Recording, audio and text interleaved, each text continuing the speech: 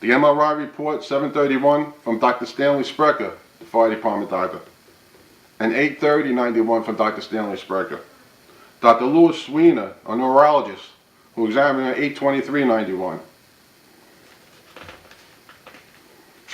And remember, the reports are all given to the 1B board in the two memorandums, October 3rd and October 7th, confirmed that the 1B board read them when they didn't.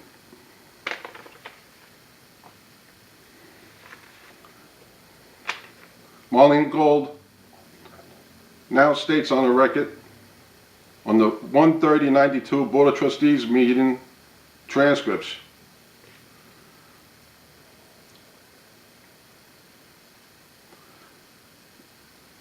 "Let me interrupt you," she says to Bill Moore,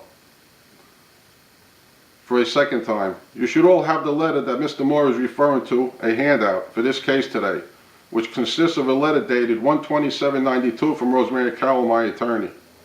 That's the one I just read to you.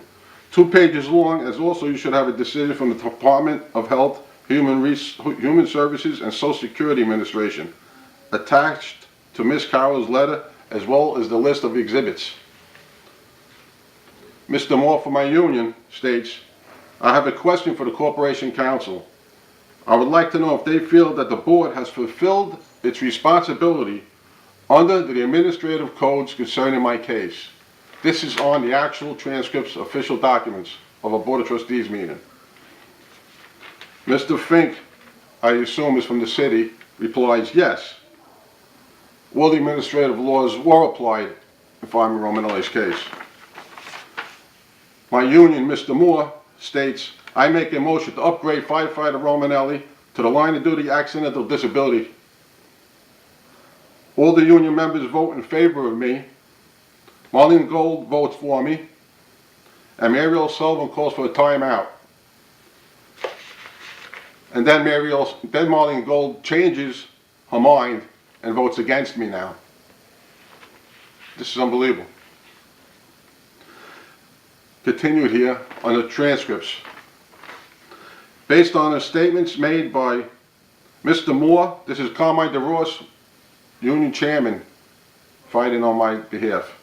Based on the statements made by Mr. Moore and the statements made by myself in the original presentation of this case, where I discussed and showed that the 1B board was not reviewing all the information and making a determination, and a substantive determination that the cause was something other.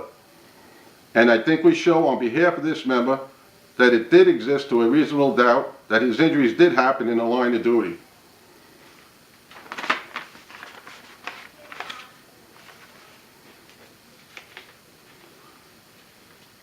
Marlene Gold states, "We remanded the case to the 1B board because Ms. Carroll submitted a memo to the board, and I believe that memo had a number of attachments or exhibits she wanted considered by the 1B board. Of course, it is appropriate to submit new information to the board, and we did that," Marlene Gold says. "And it is on my recollection that on every occasion that Ms. Carroll or Mr. Romanelli wished to submit new information to be reviewed by the board, we took that information and conveyed it to the board."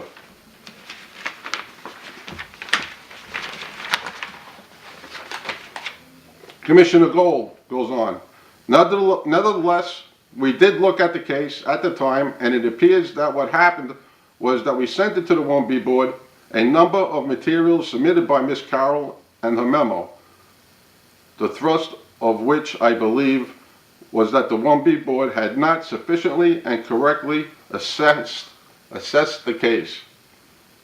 In addition, in the letter of January 27th, Ms. Carroll indicates that she is dissatisfied by the 1B board's report, and it does not provide any articulated basis regarding causation of the pain syndrome. And I would just note for the record, this is still Marlene Gold, that the 1B board is not required to provide a cause in ordinary disability." Wait a second. My application is for accidental disability. She says, let me read this again. that the 1B board is not required to provide a cause in ordinary disability, and the determination of causation as to whether the disability is the appropriate cause of an injury is in fact something that rests with this board, meaning her and Madga Deconinck.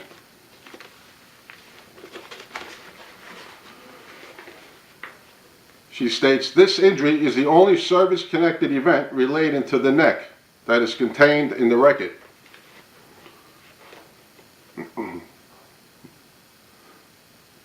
What about my back? Therefore, it is the unanimous opinion of the 1B board that the member's condition is not related to his activities in the fire department. I want to touch upon the fact that on May 22nd, 1991, after remanding this case back to Miss Carroll, the 1B board referred this case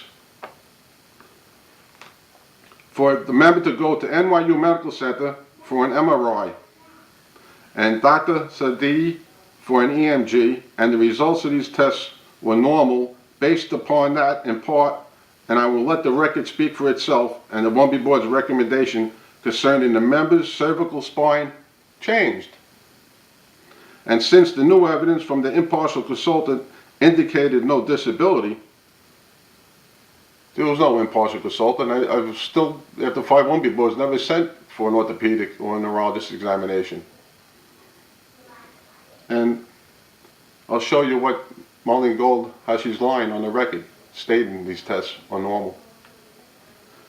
But in light of the member's continual complaints of pain and the negative findings of physical symptoms, the 1B board indicates that the member should be retired for ordinary disability due to pain syndrome.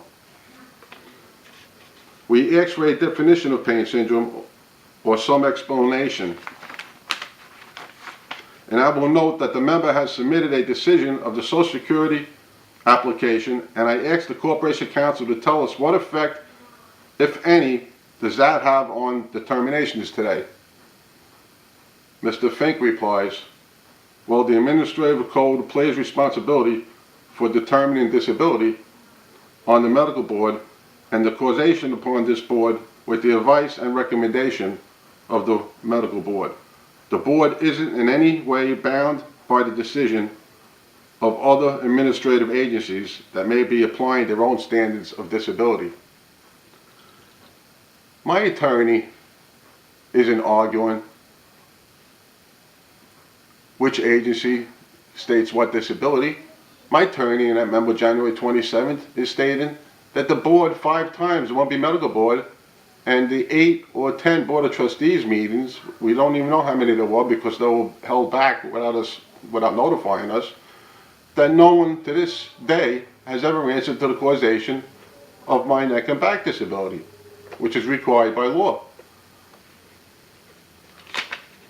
But yet Marlene Gold still refuses to answer to the causation of the pain syndrome.